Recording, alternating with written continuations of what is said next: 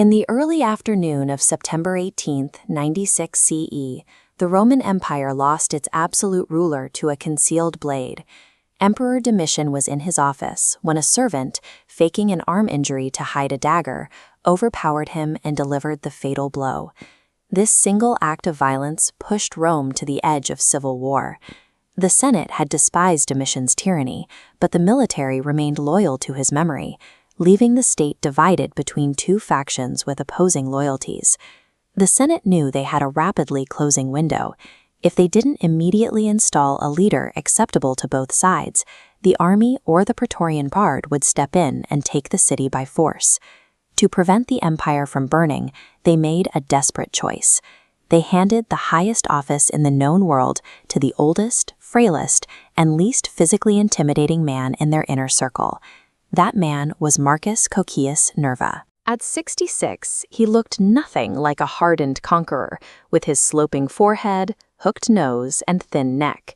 He was constantly battling illness, often to the point where he couldn't keep his food down. Instead of a battle-tested general, Nerva was a lifelong senatorial diplomat and an accomplished poet. It raised an immediate question: how exactly does an aging intellectual maintain control over a massive military apparatus that responds almost exclusively to strength and bloodshed? His rise to power was an experiment. The Senate was betting that negotiation, prestige, and financial generosity could stabilize a state without the need for an autocratic iron fist. Right away, Nerva tried to win over the public. He granted amnesty to the exiled, halted the vicious treason trials, and returned unjustly seized property. He also rolled out a welfare program called the Alimenta. The state provided low-interest loans to Italian landowners to improve their farms. The 5% interest they paid went directly to their local municipalities to feed and educate poor children. He tackled religious tensions, easing the malicious enforcement practices surrounding the collection of the Jewish tax. To ensure the provinces knew a fairer administration was in charge, he minted coins like this one to broadcast his legitimacy. This bronze coin, displaying clasped hands over an army standard, was issued during Nerva's reign. He desperately needed to convince the hostile military they were united. The Latin reads, Concordia exercitum, unity of the army. But in reality, this was pure wishful thinking.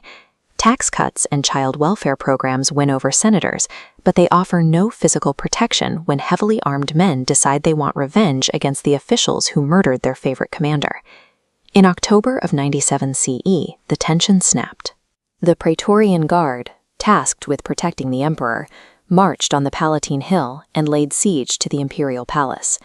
Under the command of Casperius Aelianus, troops breached the marble corridors, hunting for the men who had assassinated Domitian.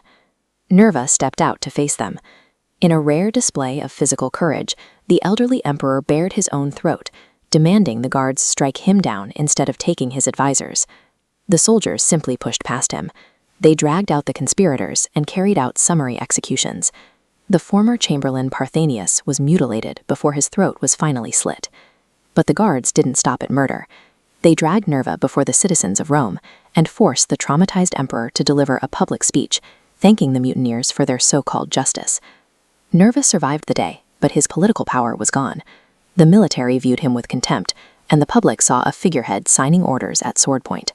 Nerva knew his position was destroyed. Provincial governors were already eyeing the throne, and without a successor who commanded the loyalty of the legions, civil war was inevitable. Nerva responded with a maneuver to find a successor who could hold the state together. He climbed the Capitol steps and publicly announced the formal adoption of Marcus Ulpius Trajanus as his son and co-emperor. Trajan was a popular general and the governor of Upper Germany. He held direct command over Rome's strongest and most battle-hardened military force. Aligning himself with Trajan, Nerva instantly neutralized the Praetorian Guard. No mutineer in Rome would dare cross the man commanding the German legions. Nerva surrendered his autonomy to secure the survival of the state. Just months after securing the succession, Nerva suffered a stroke and died in his villa.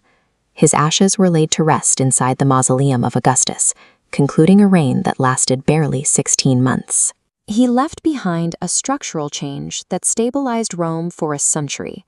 By adopting an outsider based entirely on ability rather than bloodline, Nerva established the adoptive principle. He was placed on the throne because he was weak, but his final political move required immense strength of character. By recognizing his own limits and stepping aside for a superior leader, this frail placeholder provided the stability that allowed a golden age to follow.